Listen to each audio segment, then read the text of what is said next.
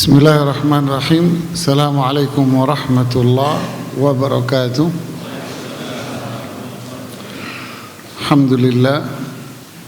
Alhamdulillahi ala ihsanih wa syukru ala taufiqihi wa amtinanih. Wassalatu wassalamu ala rasulillah wa ala alihi wa sahbihi wa ba'd. Kita melanjutkan bahasan kita pada bab memaafkan dan berpaling dari orang-orang yang jahil. Kita sampai pada ayat yang kedua. Imam An-Nawawi rahimahullahu ta'ala rahmatan wasi'ah wa ghafara lah mengutip ayat di surat Al-Hijr, surat Al-Hijr pada ayat yang ke 85. Dikutip firman Allah, fasfahis safhal jamil. Fasfah, maafkanlah. As-safhal jamil, dengan memaafkan yang baik. Ayat ini potongan dari firman Allah subhanahu wa ta'ala yang lengkapnya adalah wa ma khalaqna samawati wal arda wa ma bainahuma illa bil haqq, dan tidaklah kami menciptakan langit-langit dan bumi dan di antara keduanya melainkan dengan kebenaran. Wa inna sa'ata la'atiyah fasfahis safhal jamil, dan sungguh hari kiamat itu pasti akan tiba, maka maafkanlah dengan maaf yang baik. Ayat ini menjelaskan tentang keagungan dan kebesaran Allah, dan itu terlihat pada penciptaan langit dan bumi beserta isinya. Kemudian Allah juga menyebutkan bahwa hari kiamat itu pasti akan tiba, hari di mana langit-langit dan bumi yang telah Allah ciptakan dengan begitu sempurna, dengan kesempurnaan pada penciptaannya, ini semua akan hancur semua, yang menunjukkan kekuasaan dan kebesaran Allah pula. Lalu Allah tiba-tiba mengatakan fasfahis safhal jamil, maka maafkanlah dengan maaf yang baik. Jadi ayat ini berkaitan dengan orang-orang kafir, orang-orang musyrik yang tidak percaya kepada Allah subhanahu wa ta'ala, yang mengingkari Allah subhanahu wa ta'ala. Makanya Allah menyebutkan kekuasaan dan kebesarannya, dan Allah menyebutkan hari kiamat itu pasti datang, yang artinya alam ini akan hancur yang begitu sempurna, dan itu akan beralih pada hari di mana manusia akan dihisab semua. Orang yang kafir, orang yang mendustakan Rasulullah SAW pun akan dihisab dan akan dimasukkan ke dalam neraka. Jadi ini berkaitan dengan orang-orang kafir, orang-orang yang berbuat syirik, mereka yang mendustakan Allah dan Rasulnya, mereka yang berbuat buruk terhadap Rasulullah SAW, mereka yang menghalangi dakwah Rasulullah Sallallahu Alaihi Wasallam, mereka yang memusuhi Rasulullah SAW, berbuat jahat kepada Rasulullah SAW. Tentu itu akan membuat sedih Rasulullah SAW atas apa yang telah mereka lakukan. Lalu Allah mengatakan kepada mereka bahwa Allah Maha Kuasa, alam saja akan hancur, apalagi manusia, dan manusia kelak pun akan dihisab, yang kafir masuk neraka. Adapun kamu wahai Muhammad Rasulullah SAW, fasfah, maafkanlah orang-orang yang mendustakanmu, maafkanlah orang-orang yang berbuat jahat kepadamu. As-safhal jamil, yaitu memaafkan dengan maaf yang baik. Ya, maaf yang apa? Yang baik. Cobalah lihat para jamaah, dan makna ini pun disebutkan oleh Imam Ibnu Katsir rahimahullah taala. Menunjukkan apa pelajaran buat kita? Orang kafir saja yang berbuat jahat kepada Rasulullah sallallahu alaihi wasallam disuruh apa? Disuruh memaafkan. Tentu orang kafir yang mana? Ayat ini turun sebelum hijrah ke Madinah, sebelum disyariatkannya jihad. Setelah disyariatkannya jihad, tentu orang kafir yang disuruh memaafkan bukan orang kafir harbi, yaitu orang kafir yang memerangi kaum muslimin. Kalau orang kafir yang memerangi kaum muslimin, ya perangilah. Mau mereka memerangi orang Islam. Berarti orang kafir yang tidak memerangi umat Islam, atau yang disebut dengan kafir apa? Dhimmi, ya. Atau kafir muahad, ya. Mereka yang hidup damai, tentram dengan umat Islam, mereka yang terikat perjanjian damai dengan umat Islam, ya. Maka disinilah syariat Islam mengatakan maafkanlah mereka. Coba lihat jemaah, sama orang kafir saja disuruh memaafkan. Masa sama saudara sesama muslim tidak? Padahal dengan sesama muslim Rasulullah SAW mengatakan apa? Al-muslimu akhul muslim. Dan Allah mengatakan innamal mu'minuna ikhwah. Masa tidak memaafkan dengan mereka? Sama orang kafir aja suruh maafin, apalagi dia orang tua kita, apalagi dia saudara kita, apalagi dia istri Anda, suami Anda.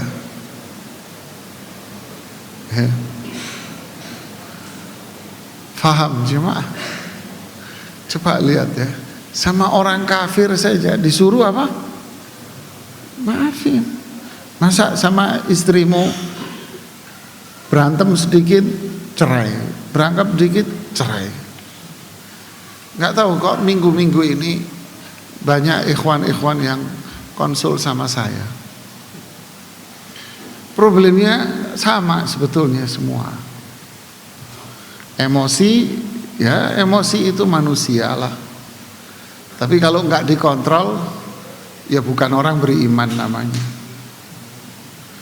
Emosi sedikit ngomong cerai, emosi sedikit cerai, emosi sedikit kita nggak ada kecocokan, bisa aja.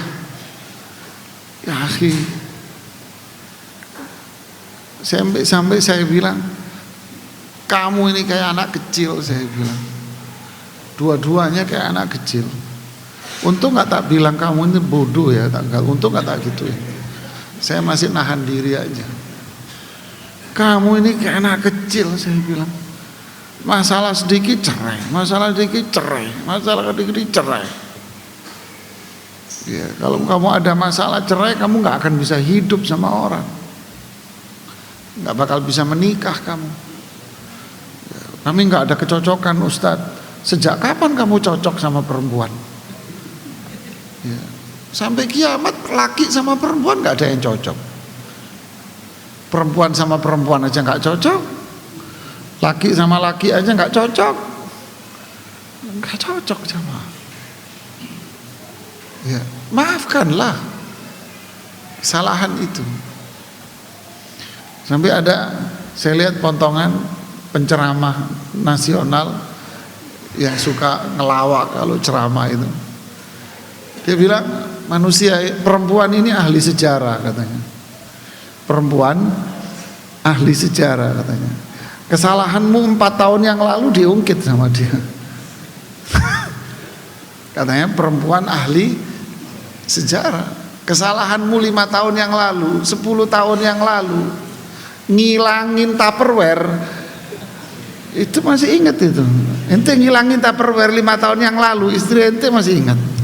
Jangan sampai hilang loh ya. Kapan nanti hilang? Itu dulu, astagfirullah, 5 tahun yang lalu. Ahli sejarah perempuan ini. Ya kalau orang gini ya repot lah. Oke lah, saya tidak mau bicara kesana kemari. Jadi intinya Rasulullah SAW disuruh oleh Allah untuk memaafkan siapa? Orang kafir. Coba bayangin jemaah, ini syariat apa ini? Mulia sekali ya. Allahu Akbar. Makanya Allah itu punya nama-nama dan sifat-sifat yang mulia. Berarti syariatnya pun hukumnya mulia. Orang yang mengamalkannya mulia. Kemudian Allah bilang as-safhal jamil, memaafkan yang baik. Artinya maaf yang tidak menyisahkan apa? Dendam. Jadi nggak ada ahli sejarah lagi, ya sudahlah, maafkan. Sudah, jangan diungkit-ungkit kembali. Maafkan yang baik, yang benar, sudah. Yang luar biasa lagi, ayat yang dibawanya.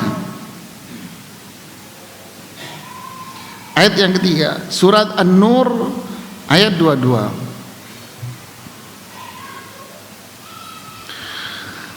Ini juga potongan ayat. Allah berfirman, "Wal ya'fu wal yasfahu, ala tuhibbuna an yaghfirallahu lakum, wallahu ghafurur rahim." Allahu Akbar. Hendaknya mereka memaafkan, hendaknya mereka berlapang dada. Ala tuhibbuna an yaghfirallahu lakum, Allahu Akbar. Apakah mereka tidak mau Allah mengampuni dosa kalian? Allahu Akbar. Indahnya jemaah. Wallahu ghafuran rahim. Sungguh Allah itu maha pengampun dan Allah itu sayang. Kalau nggak ngelihat lengkap ayatnya, kita nggak afdal. Lengkap ayatnya bunyinya gini. Wala ya'tali ulul fadli minkum wasa'ati an yu'tu ulil qurba wal masakin wal muhajirin fi sabilillah. Janganlah mereka-mereka yang memiliki kemuliaan di antara kalian, yang memiliki kekayaan di antara kalian. Mas, ya ente, mas jangan bengong, iya, ente yang nengok itu, ya jangan bengong, iya, jangan bengong ya, jangan ngelamun, ya, di sini aja di pengajian, ya, jangan mikir kemana-mana. Saya ngelihat saya ganteng kok mas, ya, buang masalah ente buang, ya, ente ngelihat pengajian aja, ya. Allah berfirman, janganlah orang-orang yang memiliki kemuliaan dan mereka yang memiliki harta bersumpah. Ya, jangan orang-orang yang memiliki kemuliaan atau punya harta sumpah. Apa sumpahnya?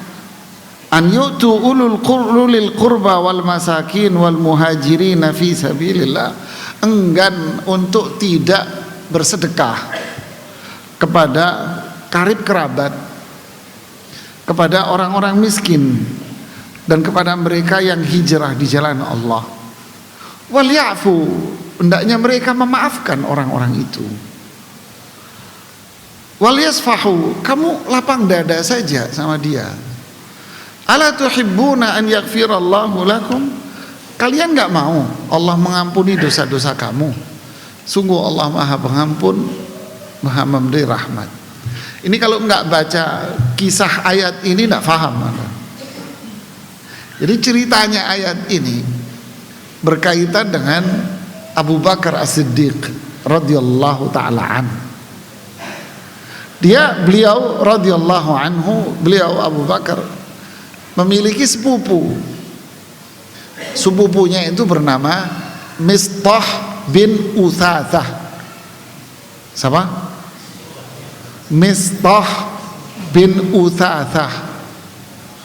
Nah, kalau mau belajar makhraj huruf, coba ucapin nama ini, lulus bagus mulutmu, Mas. Mistah bin Utsatsah. Paling mulutmu Mistah bin Usasa gitu, nggak lulus ente. Mistah bin Utsatsah. Beliau ini sepupuan sama Abu Bakar As-Siddiq, termasuk yang hijrah ke Madinah. Tapi pada waktu tahun kelima kalau nggak salah, terjadi berita hoax yang disebarkan oleh Ibnu Ubay, ya, bahwa Aisyah selingkuh dengan seseorang. Nah, si Mistah ini radhiyallahu anhu, sahabat beliau, termasuk yang ikut serta menyebarkan berita hoax ini. Dia ikut nyebarin. Setelah kisahnya terungkap, Abu Bakar mangkel otomatis lah radhiyallahu anhu. Aisyah putrinya jengkel, marah Abu Bakar Siddiq radhiyallahu anhu, karena Mistah ini tidak mampu, miskin, dan setiap bulan Abu Bakar As-Siddiq ngasih uang gaji lah, santunan. Setiap bulan dikasih santunan. Untuk apa? Ya untuk maisha dia, untuk kebutuhan dia. Setiap bulan dikasih duit sama Abu Bakar radhiyallahu taala anhu. Luar biasa ya. Nah, ketika muncul sudah dikasih santunan, kok bahasa kita, kok lo gituin putri gue gitu ya. Ya kan, anak saya kamu gituin, kamu kan saya kasih setiap bulan. Jengkel nggak kira-kira jawab? Kalau terjadi sama kita kira-kira gimana jawab? Bukan di stop lagi.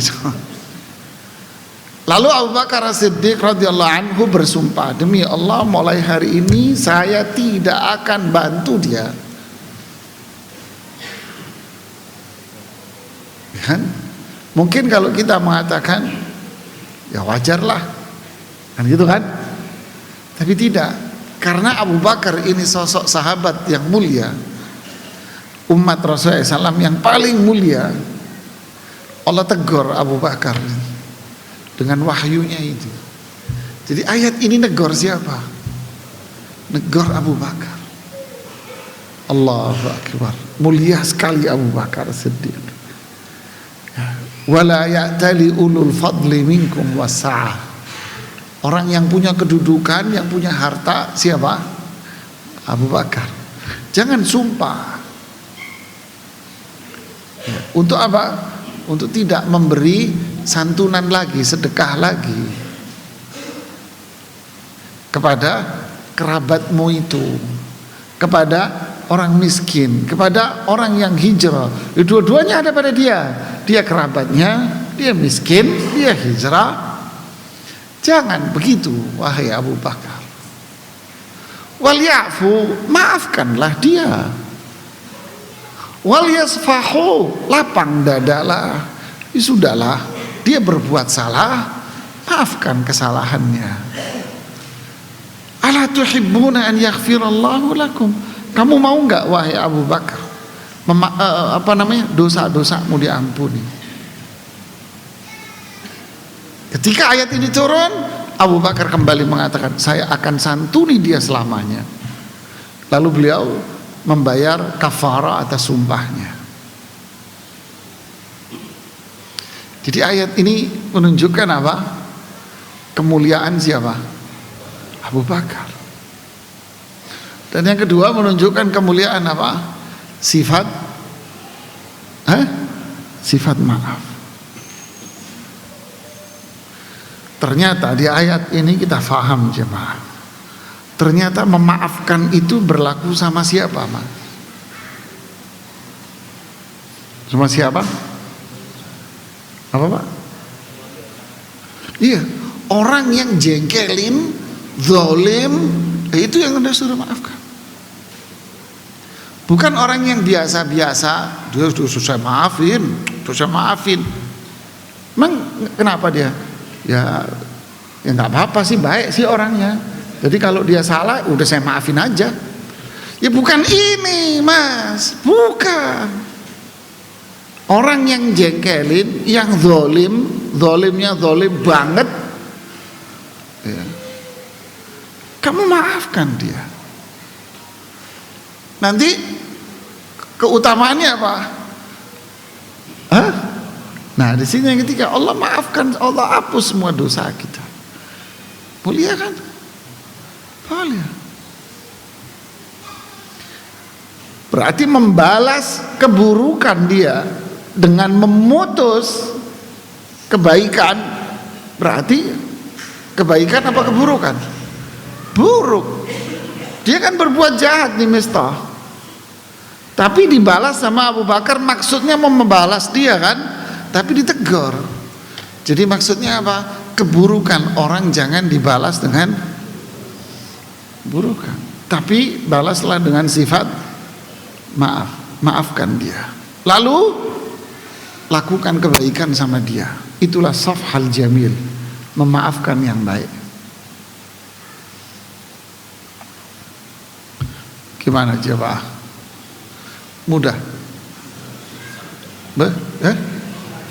Susah? Susah. Jadi kalau istrimu marah, salah, ngomel-ngomel, maafkan dan dia dan kasih hadiah dia. Jadi kalau suamimu marah-marah, maafkan dia, kasih hadiah suamimu. Kenapa? Biar dosa kita diampuni sama Allah. Kalau dosa kita diampuni sama Allah, berarti hati kita bersih. Kalau hati kita bersih, berarti kehidupan ini jadi apa? Jadi indah dan bahagia. Tapi kalau dibalas, maka yang terjadi hati kita jadi apa? Kotor. Kalau keluarga, itulah perceraian. Terus Anda kawin lagi, sama juga, sama perempuan juga kok, sama laki-laki juga sama. Apa yang terjadi? Ya begitu lagi, sama. Emosional lagi, cerewetan lagi, sama.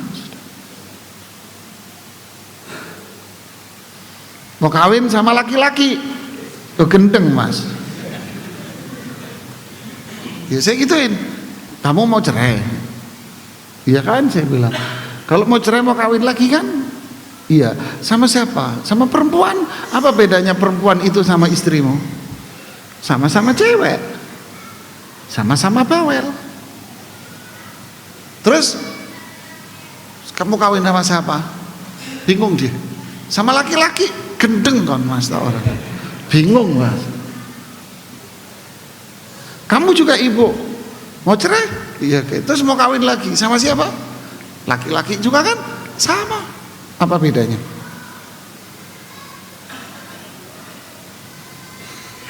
Gimana jawab? Bisa hidup orang seperti itu? Hah? Bisa. Inilah indahnya Quran. Sama orang kafir disuruh maafkan, sama orang zalim disuruh memaafkan. Hasilnya bersih hati kita, dan itulah kebahagiaan.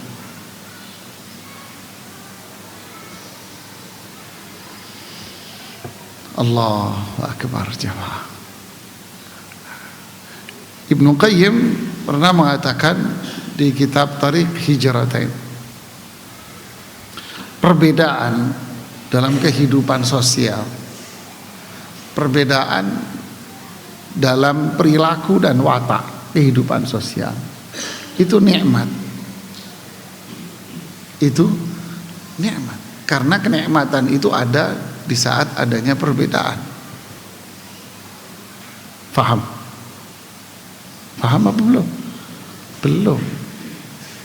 Masakan itu kalau nggak anak kasih bumbu yang berbeda-beda, nggak nikmat. Coba ente masak, ente kasih garam tok coba.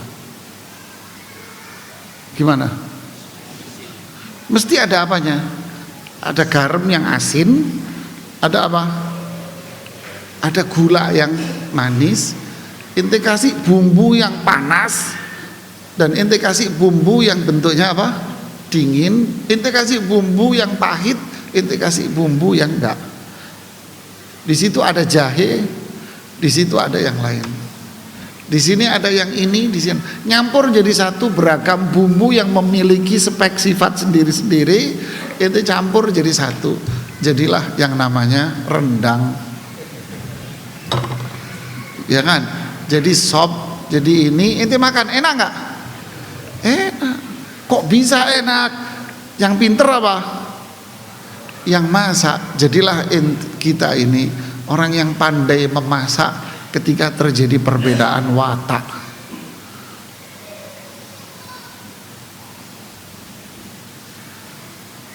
Paham?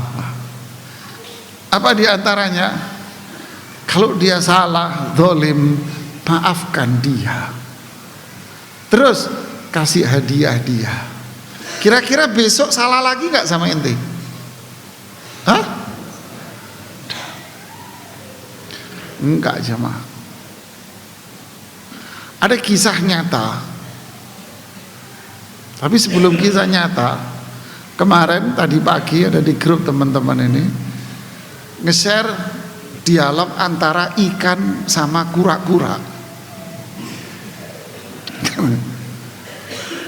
Si ikan bilang sama kura-kura, kura-kura, kamu itu kalau ada masalah ngumpet di balik cangkangmu.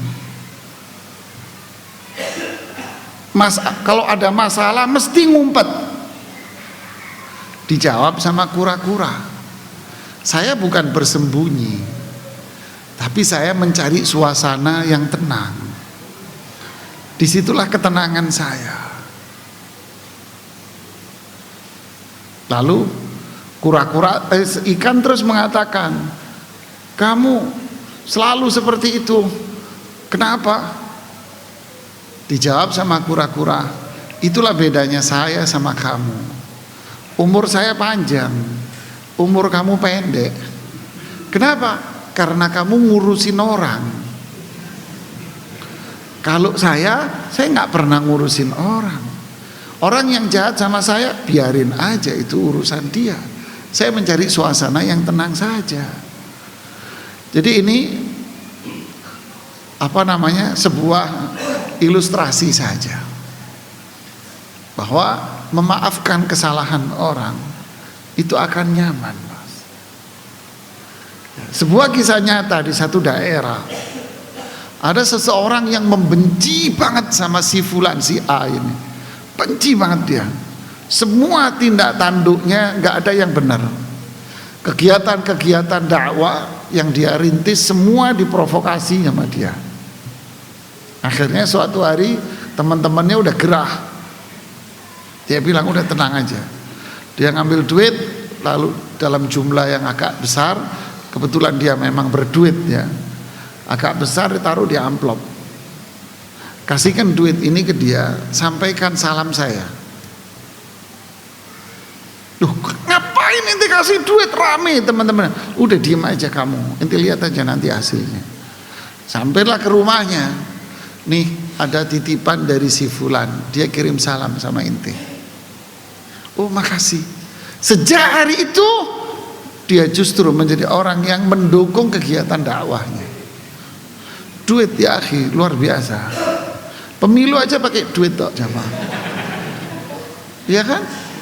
Ya, sampai ada orang ngitung kalau Anda menerima uang 100.000 untuk 1 tahun, berarti kamu dihargai sehari berapa? 100.000 dibagi 5 tahun berapa? Bagi 5 berapa 100.000? 20.000. 20.000 dibagi berapa? 360. Jadi sampai bahasanya kotor banget dia. Orang pipis di tempat aja udah 2.000. Kamu lebih hina hargamu daripada air kencing, katanya dia. Masa kamu tuker gitu ya. Intinya inilah syariat Islam jemaah. Apa itu? Memaafkan kesalahan orang. Hidup ini indah. Apalagi suami istri, apalagi dengan orang tua, apalagi dengan siapa? Saudara kandung. Sudah maafkan dia. Ya. Sepertinya kalau kita menerapkan ini, saya yakin jaksa dan penuntut umum, panitera di pengadilan agama itu setiap hari akan menikmati kopi karena nggak ada yang datang, ya kan? Dikit-dikit cerai, dikit-dikit cerai. Sampai kemarin, kapan kamu pertama ngucapin cerai? Sampai inget dia tanggal sekian Ustaz. Terus sekian lagi, terus sekian. Ya udah 3 kali kamu. Terus Ustaz, ya udah bubar. Sudah pulang masing-masing ke rumah Ustaz. Bubar kamu, bukan suami istri. Loh Ustaz, saya pengen balik, kata istrinya. Nggak bisa. Udah 3 kali. Wassalam. 3. Tanpa disadari. Gimana Mas? Mau nangis? Nangis sono, nungging seperti nunggingnya cecek ketika diseplet gitu jamaah. Iya, nungging deh, silakan saya bilang. Mau apa? Dan ini sering terjadi. Kemarin juga ikhwan, ya daerah-daerah sini. Ustaz gimana? Anda bilang kamu sudah 2 kali. Kaget dia. Sekali lagi kamu ngucapin, bubar kamu. Istrinya pakai cadar, kayak apa? Sekali lagi ngucapin. Jadi semua ini akibatnya apa? Sulit untuk memaafkan kesalahan. Sulit memaafkan. Tapi uniknya kalau sama teman mudah sekali memaafkan. Ya kan pengajian tadi Ustadz bilang ayatnya ini kita disuruh memaafkan kesalahan teman. Ya oke.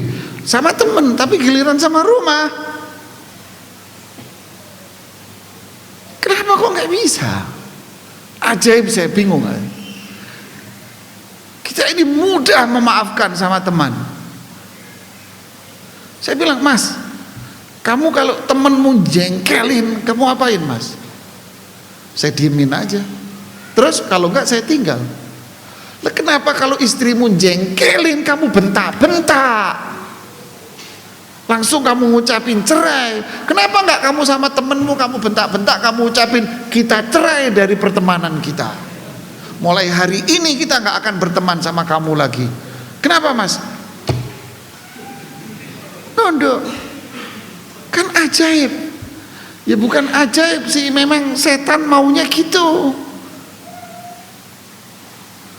Inilah, ingat jamaah, 2 ayat ini. Sama orang kafir saja disuruh apa? Sama orang yang zalim banget disuruh. Dan terus disuruh apa? Membantu dan berbagi. Allahu Akbar. Kemudian di surat Ali Imran ayat 134. Ya. Surat apa? Ali Imran ayat 134.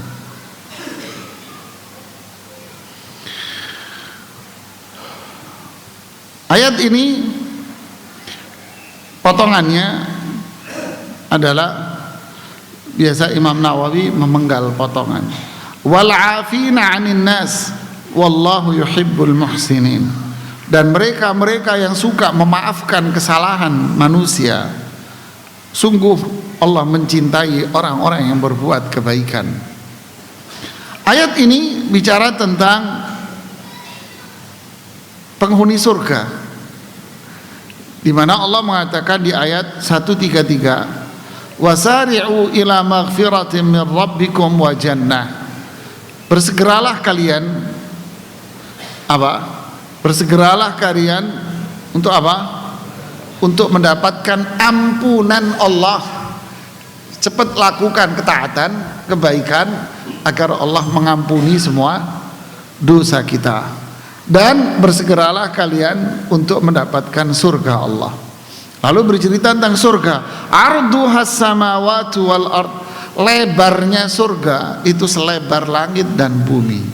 Bukan panjangnya, lebarnya. Selebar langit dan bumi. Panjangnya jangan ditanya.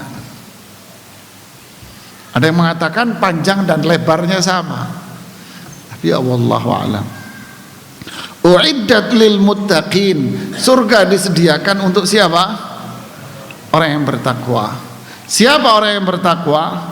Alladzina yunfiquna fis sarra wad dharra, yaitu mereka yang bersedekah baik di saat dia punya duit maupun lagi di saat seret, tetap dia sedekah. Tetap sedekah.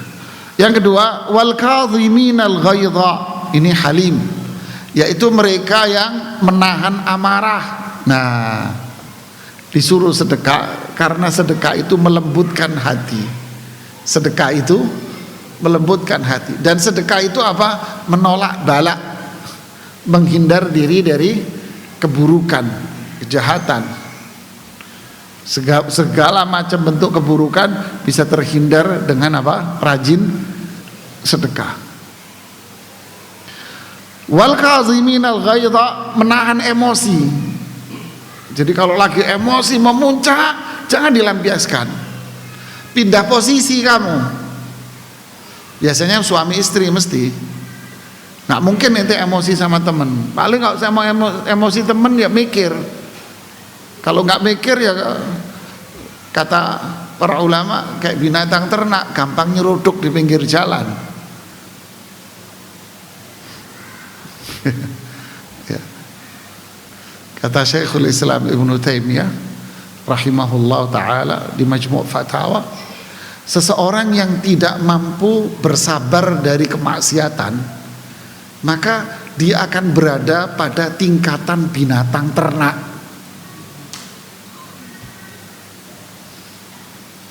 Gimana jemaah? Seseorang yang tak mampu bersabar dengan kesabaran, yaitu apa? Sabar dalam meninggalkan maksiat. Ini kesabaran yang mulia. Nggak bisa, berarti dia akan berada di posisinya bahaim, binatang ternak.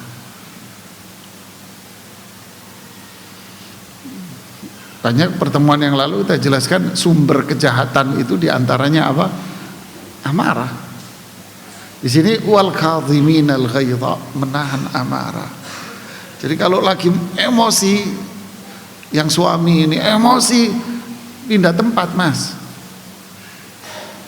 pindah tempat, atau keluar rumah sebentar, jalan-jalan di depan rumahmu, sepedaan atau apa. Ngapain mas siang-siang sepedaan? Nggak apa-apa, ngilangin lemak. Iya kan, lemak emosi di rumah. Siang-siang kok sepedaan gitu kan kumpulan masyarakat kepo kan gitu ya. Udah jalan aja keluar kemana, wudu, sholat, keluar rumah.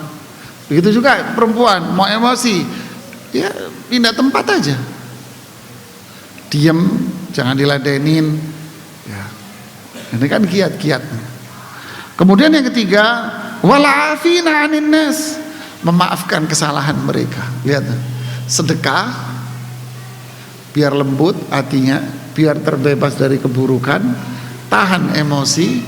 Yang ketiga apa? Maafkan dia. Ini urutannya. Lalu wallahu yuhibbul muhsinin, Allah mencintai orang yang berbuat baik. Jadi orang baik itu yang mana? Hah? Ini orang baik jamaah. Sedekah. Karena orang yang rajin sedekah itu orang yang lembut hatinya, ikhlas karena Allah ya. Wal kadhiminal ghaidh, ini orang yang baik nih. Menahan amarah, memaafkan orang, ini muhsin. Berarti tambah lagi kemuliaan bagi orang yang memaafkan. Ya kan? Kalau tadi dimaafkan dosa-dosanya, dihapus dosa-dosanya. Berarti yang ini apa? Dicintai Allah. Ya wajar kalau dia menjadi penghuni surga jemaah. Allahu Akbar. Ini ayat berikutnya. Loh, udah ya? Terakhir ini ayat ya. Satu lagi. Surat Syura ayat 43. Kita buka dulu tafsirnya. Surat apa? Asy-Syura. Surat Syura ayat 43. Ayat ini bunyinya Allah berfirman, walaman salah.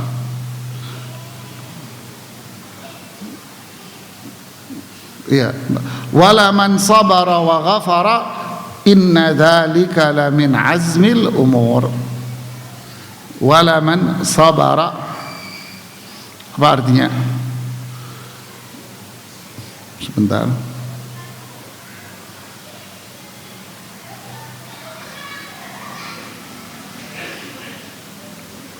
Nah, walaman sabara, dan sungguh orang yang apa? Sabar. Wa ghafara, apa ghafara ini artinya? Mengampuni dosa, itu kan Allah. Tapi kalau manusia menutup, karena kata al-ghufran itu artinya nutupi. Orang yang sabar dan ghafara menutupi kesalahan orang lain. Jadi berarti dia sudah tidak apa? Tidak ahli sejarah lagi. Ya. Menutupi kesalahan orang. Inna dzalika lamin azmil umur. Apa maksudnya min azmil umur? Ibnu Katsir mengatakan, beliau menukil dari Sa'id bin Jubair rahimahullah ta'ala, tabi'in, maksudnya sungguh itu termasuk perkara-perkara yang besar. Maksudnya apa? Maksudnya adalah sungguh ini termasuk perbuatan yang menjadikan Allah memuji dan ridho sama dia. Allahu Akbar. Luar biasa. Sehingga dia mendapatkan apa? Pahala yang begitu besar. Fudail bin Iyad berkata, di sini di tafsir Ibnu Katsir ini, idza ataka rajulun yashku ilaika rajulan, jika datang ada teman ente datang, ada teman Anda datang. Kenapa loh? Ya nih pusing. Kenapa? Itu fulan kurang ajar banget, jengkelin, dia zalim, begini ya. Atau ibu-ibu, kenapa? Ya nih lagi bete sama suami gue, mama. Kenapa? Lagi pusing nih sama mertua, cerewet banget, ya kan? Kalau perempuan kan muter di sini aja kan. Fakul, ucapkan kepada orang yang ngeluh ini. Yang ngeluh ini, ucapkan sama dia, ya akhi u'fu anhu, wahai saudaraku, maafkan dia, maafin dia. Dikomentari sama Ibnu Katsir, fa innal afwa aqrabu litaqwa, karena maaf itulah ketakwaan. Disinilah firman Allah, wala man sabar, sabar mas, ini musibah. Jadi kalau ada orang zalim sama kita, nggak baik sama kita, kurang ajar sama kita, maka itu apa? Musibah buat kita. Kewajiban kita apa? Sabar. Sabar itu apa? Diem, minimal diem, tahan. Mau tingkatan yang lebih tinggi, ridho. Kok ridho? Iya, dimaki-maki orang ridho jemaah. Kenapa? Takdir Allah buat saya ridho dengan apa? takdir. Saya ditakdirin hari ini dimaki-maki orang, udah saya ridho sama takdir Allah, sudah Anda terima, sabar. Kemudian apa? Tutupi kesalahan dia.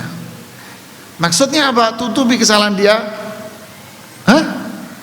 Maafkan dia. Ya Allah, ini kalau rumah tangga aja begini gimana jamaah? Allahu Akbar. Istrimu akan menjadi bidadari surga jamaah, dan suamimu seganteng Nabi Yusuf nanti. Walaupun suamimu sebetulnya ireng elek gitu ya. Tapi kalau memiliki sifat seperti ini, dia akan menjadi manusia yang paling ganteng di dunia. Iya. Allahu Akbar. Inilah syariat Islam. Kalau si fulan, ini kelanjutan omongan Fudail tadi. Kan ngomong sama siapa? Yang jengkel tadi kan? Karena dimaki-maki, didolimi, jengkel. Anda bilang maafkan dia. Lalu dia jawab begini. La yahtamilu qalbi al-afwa. Hati saya sulit memaafkan dia. Ini kalau bahasa kita. Hati saya sulit memaafkan dia, udah kelewatan dia. Fa innahu babun wasi'. Maka ini adalah lautan yang tak bertepi. Ini pintu yang sangat luas, lautan yang tak bertepi. Fa innahu man afa wa aslah fa ajruhu 'ala Allah. Ketahuilah, orang yang memaafkan dan berbuat baik sama orang yang jahat sama dia, maka dia berpahala dari Allah Subhanahu wa taala. Wa sahibul afwi yanamu ala firashihi bil-lail. Orang yang memaafkan, dia akan tidur nyenyak di ranjangnya di malam hari. Wa sahibul intisar yuqallibul umur. Tapi mereka yang ingin menang, tidak mau memaafkan, ingin menang, malam itu dia bolak-balik, dia susah tidur dia. Gimana jemaah?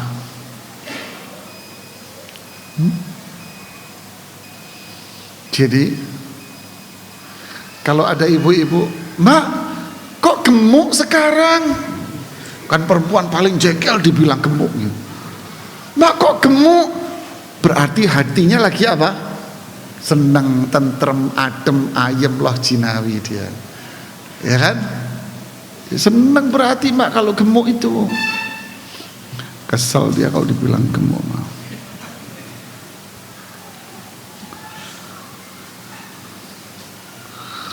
Masih ada cerita-cerita Abu Bakar As-Siddiq dimaki-maki orang.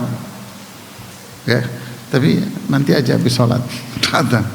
Nanti habis sholat kita cerita bagaimana kisah Abu Bakar As-Siddiq dimaki-maki orang.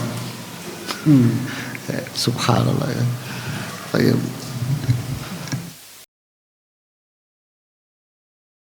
Bismillahirrahmanirrahim. Alhamdulillah, salatu wassalamu ala Rasulillah wa ala alihi wa sahbihi wa ba'd.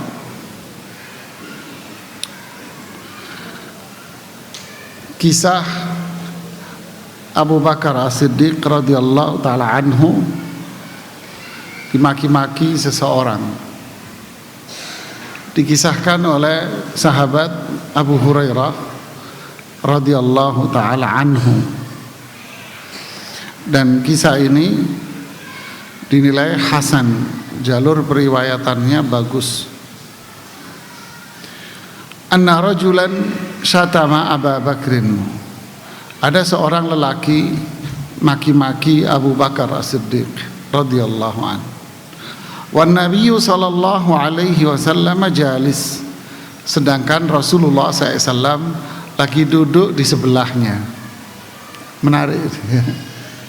Jadi ada Rasulullah SAW di situ duduk. Ini orang maki-maki Abu Bakar.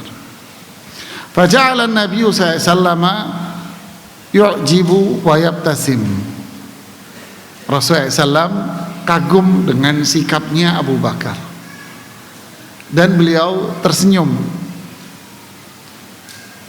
Maksudnya apa? Maksudnya Abu Bakar As-Siddiq ketika dimaki-maki, beliau cuma diam saja, nggak dibalas apapun, beliau diam. Falamma aktsara radda alaihi ba'da qawli. Tapi si lelaki ini terus maki-maki Abu Bakar As-Siddiq, terus dimaki-maki. Akhirnya Abu Bakar As-Siddiq pun ya nggak kuat dibalas makian lelaki itu. Faghadiban Nabi sallallahu alaihi wasallam wa qama. Lalu Rasulullah SAW marah, bangun dan meninggalkan Abu Bakar As-Siddiq. Falahiqahu Abu Bakrin. Lalu Abu Bakar nyusul Rasulullah SAW. Faqala ya Rasulullah, kana yashtumuni wa anta jalis. Wahai Rasulullah SAW, ketika laki-laki itu memaki-maki saya, engkau duduk di sebelahku.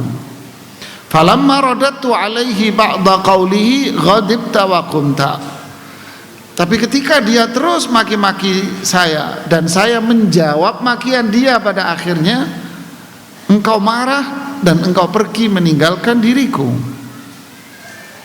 Lalu Rasulullah SAW menjawab, lihat ini jawaban. Bayangin kalau itu terjadi kita sama istri kita, ya, atau iya kita sama istri kita lagi marah, yang satu ngomel, yang satu marah dan sebagainya. Coba bayangin itu terjadi. Atau sama orang tua kita, atau sama saudara kita. Coba lihat ini. Apa jawaban Rasulullah SAW? Innahu kana ma'aka malakun yaruddu anka. Pada awalnya ada seorang malaikat, seorang ya bahasanya ya, semalaikat kan nggak enak kan gitu. Ada semalaikat kan nggak ada. Ya, ada seorang, ya malaikat bukan orang, tapi bingung saya ngomongnya. Karena kalau malaikat itu jumlahnya banyak, tapi ini satu. Jadi ada satu malaikat, nah gitu deh. Ada satu malaikat yang terus membela kamu, berdiri di sampingmu membela kamu dari setan-setan. Falamma radatta alaihi ba'da qawlihi waqa'a syaitan. Ketika kamu membalas dia, malaikat itu pergi dan giliran setan yang di sampingmu. Bapak bayangin kalau ente berantem sama istri ente. Falam akun li aq'uda ma'asy syaitan. Saya tidak mau duduk sama setan. Thumma qala Abu Bakr, thumma qala. Lalu Rasulullah SAW kembali berkata, ya Abu Bakrin, thalathun kulluhunna haqq. Wahai Abu Bakar, ada 3 perkara dan 3 ini adalah perkara yang benar. Ma min abdin zulima bi madlamah. Tidaklah ada seorang hamba yang dizolimi orang, dizolimi fayughdi anha lillah, lalu dia nggak ngubris itu, dicuekin, didiemin aja, dibiarin aja. Kenapa? Karena Allah, bukan karena takut sama dia, bukan karena perkara duniawi, bukan, tapi karena Allah, cari ridho Allah semata. Illa a'azzallahu biha nasrah, melainkan Allah akan muliakan dia dengan menjadikan dia pemenang dalam konflik itu. Wa fataha rajulun ma fataha rajulun baba atiyatin. Tidaklah seseorang itu memberi yuridu biha silatan, dia ingin menyambung hubungan silaturahmi dengan keluarganya, dengan kakaknya, orang tuanya, saudaranya. Illa zadallahu biha kathrah, melainkan Allah akan jadikan harta dia tambah banyak. Yang kedua itu. Yang ketiga, wa ma fataha rajulun baba mas'alatin yuridu biha kathrah, tidaklah seseorang itu suka meminta-minta kepada orang lain. Illa zadallahu biha qillah, melainkan Allah jadikan dia semakin miskin. Ini hadis hasan. Gimana jemaah? Berarti kalau ada orang jahat sama kita, kita ladenin, berarti di situ ada setan berapa? Bisa se-RW jemaah. Tambah parah. Berarti kalau kita ribut sama istri kita, kita ladenin keributan itu, berarti yang ada di situ siapa? Setan. Makanya gampang ucapin cerai.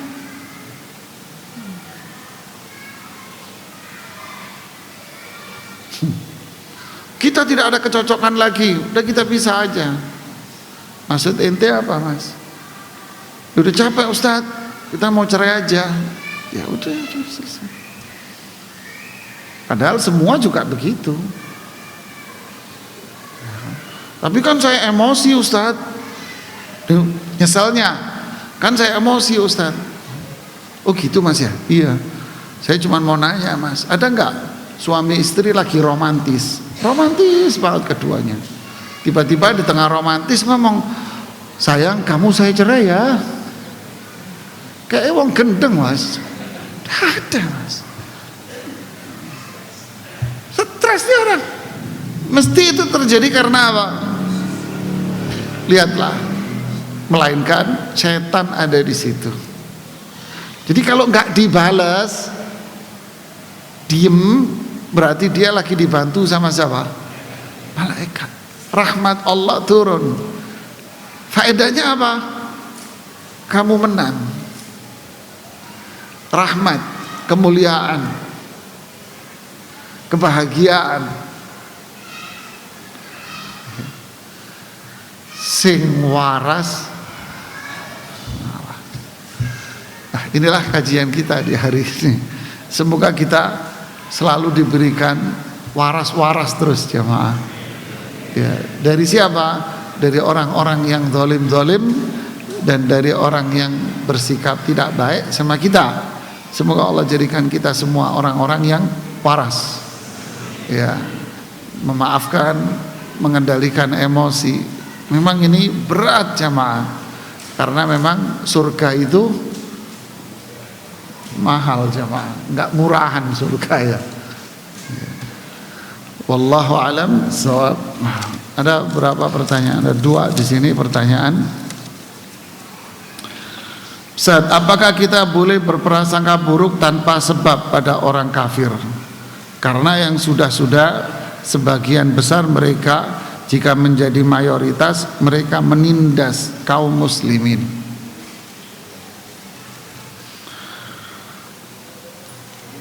Prasangka buruk itu menyiksa dirinya sendiri sebetulnya. Orang yang berprasangka buruk, ini orang menyiksa dirinya. Seperti ungkapan Fudail bin Iyad tadi, dia tidak akan bisa tidur, dia akan bolak-balik tidur. Ngelihat orang dikit, jangan-jangan jikalau, apabila seandainya, ya nggak tidur jamaah. Tidak bisa tenang dia. Ini yang pertama. Yang kedua, kalau kita berprasangka buruk sama orang, maka orang itu pun akan bersikap buruk sama kita. Contoh, jika ada anjing yang lagi duduk santai, lalu Anda berjalan dengan prasangka buruk sama anjing itu. Ini anjing, ntar gigit saya, ntar digigit lagi. Begitu kan? Apa yang terjadi dengan anjing itu? Anjing itu akan tahu kalau Anda berprasangka jahat sama dia. Kenapa? Dari mana? Hatimu deg-degan, dia paham. Instingnya anjing jamaah. Dia tahu. Kucing, kalau Anda mau jahat sama dia, tahu dia. Kabur dia, kalau tidak mengeluarkan giginya dia, membuka mulutnya mau ngelawan. Kenapa? Dia tahu suhu Anda panas, jantungmu deg-degan. Hakata jamaah, ya kan? Dulu saya kuliah tinggal di Matraman Dalam, belakang Masjid Jamek Matraman. Kan di situ ada Matraman dalam 1, 2, 3. Dulu di situ ada sekolah Pakistan, persis di belakang masjid Matraman. Di samping sekolah Pakistan itu ada satu rumah punya anjing, gedenya seperti kambing. Belum anjing-anjing yang lain, banyak banget. Nah kalau kita kuliah lewat di depannya. Pagi hari itu kita lewat situ, semua anjingnya berdiri di depannya. Termasuk si segede kambing ini, duduk begitu.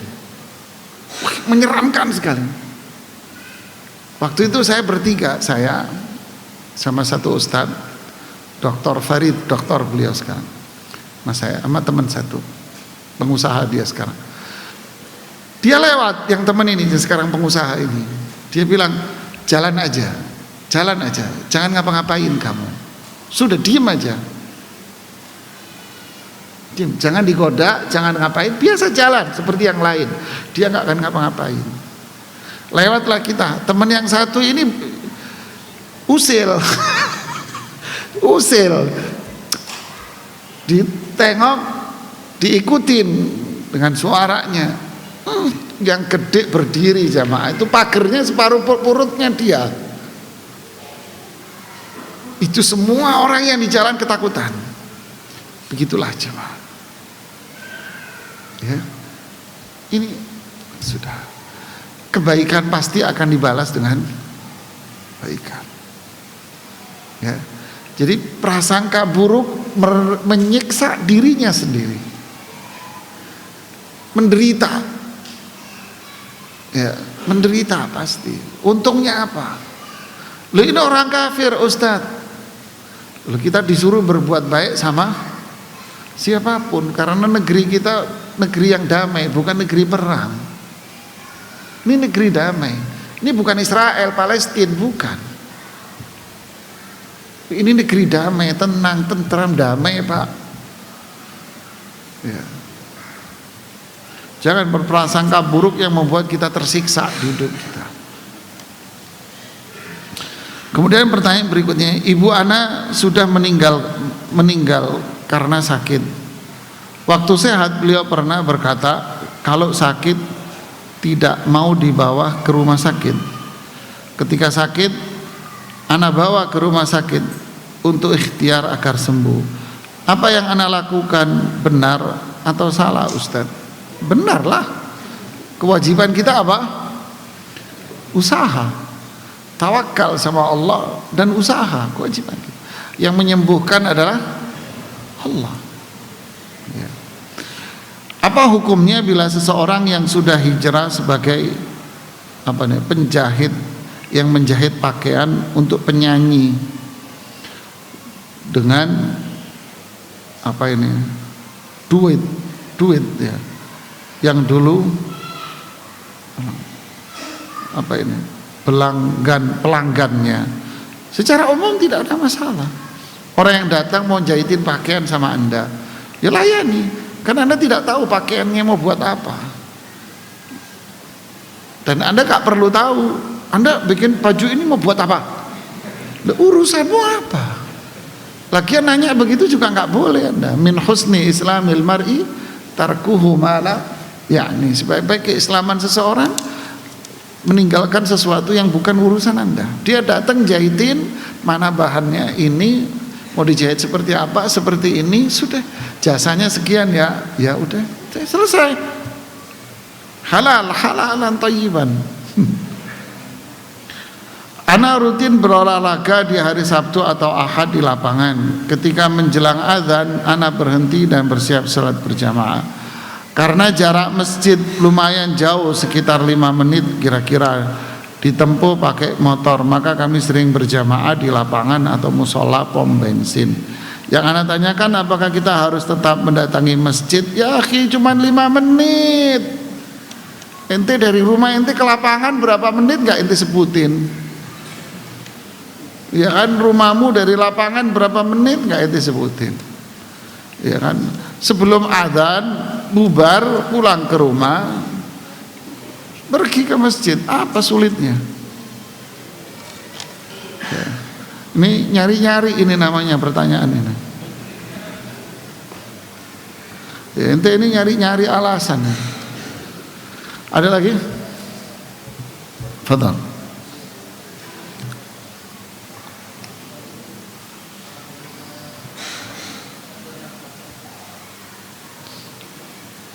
Orderan dari partai politik, ya enggak ada masalah, halal. Order apa? Kaos, ini itu, enggak ada apa-apa. Ini bisnis halal, jual beli. Apanya?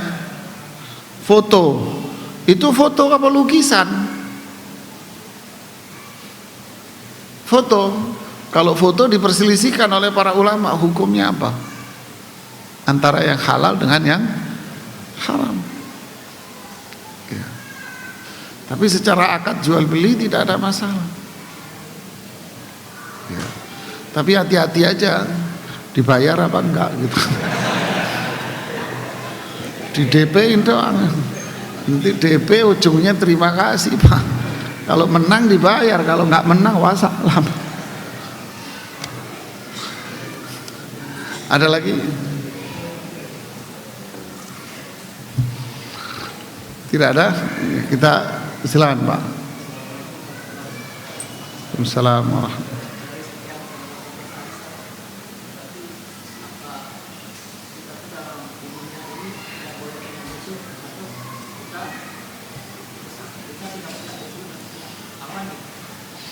Ya.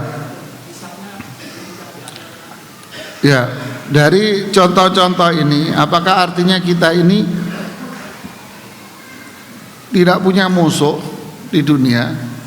Jawabannya, pertama, punya musuh, pasti ada musuh. Ya, pasti ada orang yang suka dan ada orang yang membenci kita. Itu pasti akan terjadi. Sebagaimana ada garam juga ada apa? Ada gula, ya kan? Ada manis, ada pahit. Begitulah jemaah. Inilah dunia. Rasulullah Sallallahu Alaihi Wasallam, manusia yang paling mulia, ada musuhnya jemaah. Gak tanggung-tanggung. Musuhnya siapa? Pamannya sendiri, keluarganya sendiri yang jadi musuh. Inilah hidup. Ya, pasti ada musuh. Terus yang kedua, bukan berarti kita hidup cari musuh.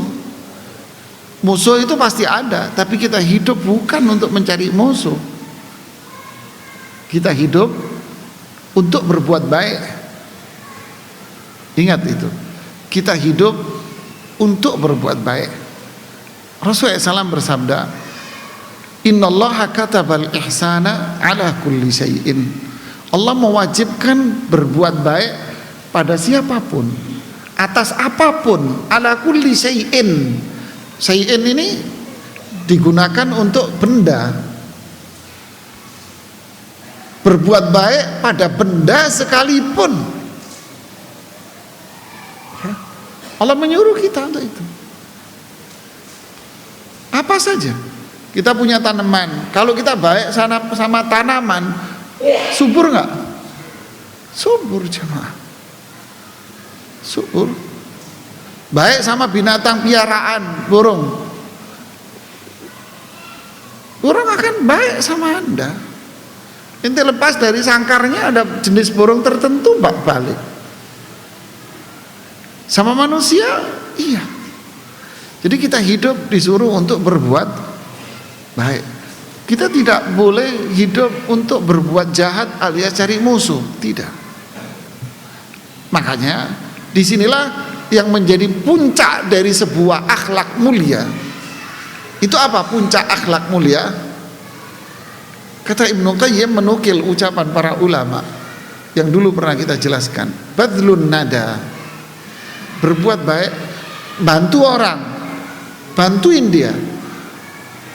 Kaful adha, jangan jahat sama orang. Ihtimalul adha, maafkan, tahan emosimu dan maafkan kesalahan dia.